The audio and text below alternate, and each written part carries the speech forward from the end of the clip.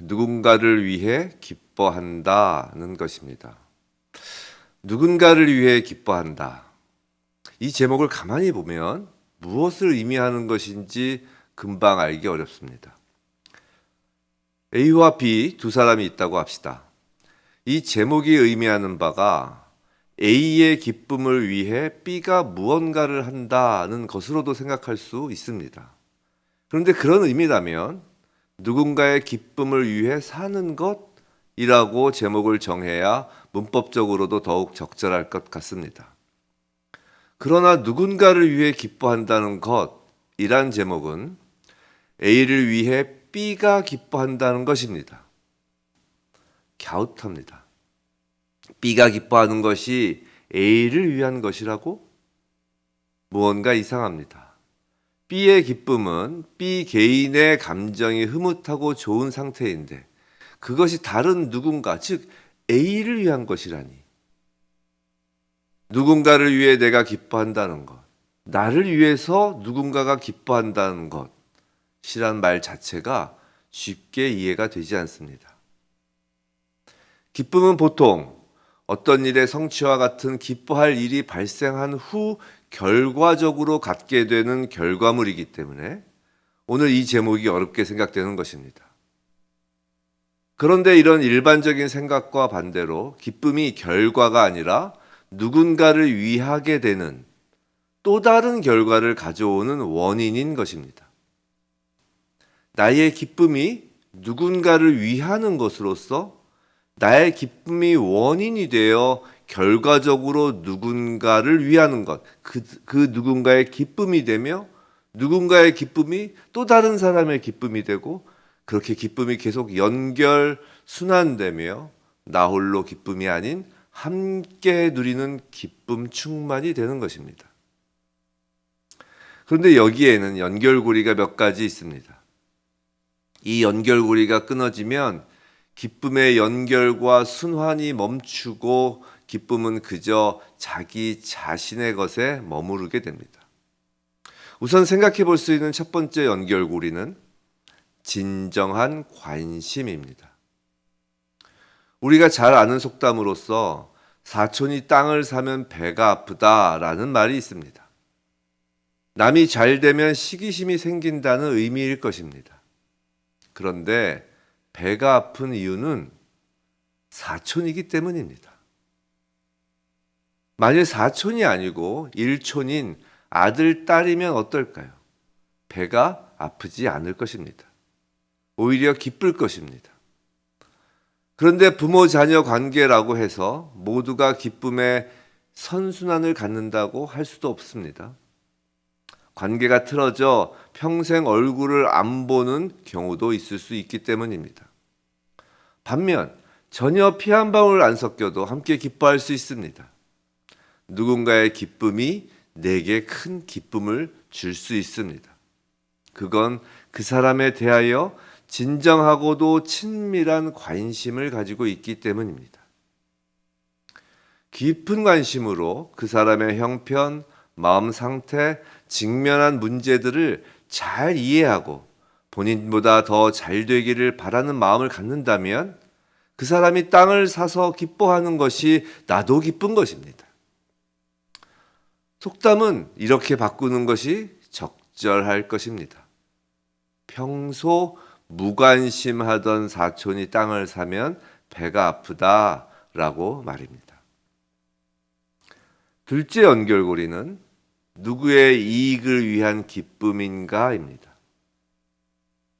아무리 관심을 많이 가지고 친밀한 사람이라 할지라도 그 사람이 늘 이기적인 동기만을 추구하고 자기 욕심만 채우려고 한다면 그 사람이 자신의 이익을 성취하여 기뻐할 때마다 함께 기뻐하기란 어렵습니다.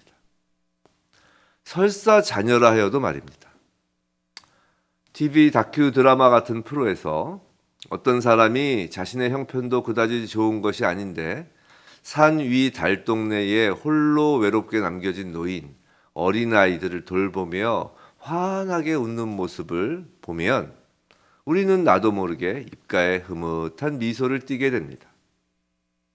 마지못해 하는 억지 헌신, 억지 사랑이 아닌 순수한 헌신, 이타적 사랑은 헌신하는 사람, 그 사랑하는 사람 자신도 기쁠 뿐 아니라 그 헌신과 기쁨을 보는 사람들도 그 기쁨으로 초대하는 것입니다. 기독교에서는 그리스도인들의 삶 속에서의 모든 일은 최종적으로 예수님을 세상에 드러내는 것이라고 합니다. 기도, 금식, 설교, 예배 등 직접적인 신앙생활뿐 아니라 일상의 모든 활동이 하나님을 위한 일입니다. 그래서 그리스도인은 무엇을 하든지 마지못해 하는 것이 아니라 기쁨으로 하는 사람입니다. 그런데 이런 그리스도인의 기쁨은 세상을 위한 것입니다. 세상을 위하여 이 땅에 오신 예수님을 드러내는 기쁨이기 때문입니다. 세 번째 연결고리는 꾸준함입니다. A의 기쁨이 B를 위한 것이 되었다고 합시다. A가 기뻐하면 B도 참으로 즐겁습니다. 그런데 A가 바람에 흔들리는 갈대처럼 조금만 다른 상황에 처하면 금방 슬퍼하고 조금만 나아지면 금방 기뻐한다고 합시다. 일희일비, 조변석계하면 나중엔 지금의 기쁨이 진짜인지 지금의 슬픔이 진짜인지 그조차 의심스럽게 됩니다. 그런 사람이 기뻐하는 모습을 보면 함께 기뻐하는 것보다 오히려 불안할 수 있습니다. 언제 변할 줄 모르기 때문입니다. 누군가를 위한 참된 기쁨은 꾸준한 기쁨입니다.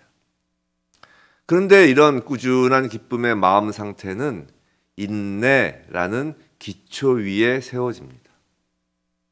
외부적 요인이 변하여도 인내라는 기초석이 단단히 받치고 있기에 기쁨이 흔들리지 않습니다. 그리고 이런 인내라는 기초석을 단단히 하는 삶의 경험이 바로 연단이라고 불리우는 시련, 시험들입니다. 연단을 통과하여 인내심을 갖춘 사람의 마음에 심겨진 기쁨은 요동치 않으며 그런 기쁨은 다른 사람들을 행복하게 합니다. 눈물 젖은 빵이란 말이 있습니다. 눈물 젖은 기쁨은 어떤 상황에도 흔들리지 않습니다. 기독교에서 복음을 믿고 기쁨에 가득 찬 사람들은 바로 눈물과 피에 젖은 기쁨을 받은 자들입니다. 예수님의 눈물과 피가 우리의 기쁨에 젖어 있는 것입니다. 세상을 위한 그리스도인의 기쁨은 예수의 눈물과 피가 젖은 기쁨인 것을 잊지 말아야 합니다. 네 번째 연결고리는 배려심입니다. 사도 바울이 로마에 갇혀 있을 때 빌립보 교회는 에바브로디도를 보내어 바울의 곁에서 돕도록 하였습니다. 그런데 에바브로디도가 매우 심한 병에 걸렸고 이를 알고 빌립보 교인들이 매우 걱정하였습니다.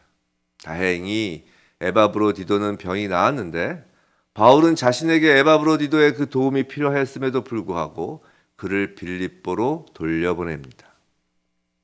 자신의 병 소식을 알게 된 빌립보 교인들을 오히려 염려한 에바브로디도의 그 마음과 또 마음 졸이며 에바브로디도를 걱정했던 그 빌립보 교인들이 서로 만나 기쁨에 넘치게 하기 위한 배려이었습니다.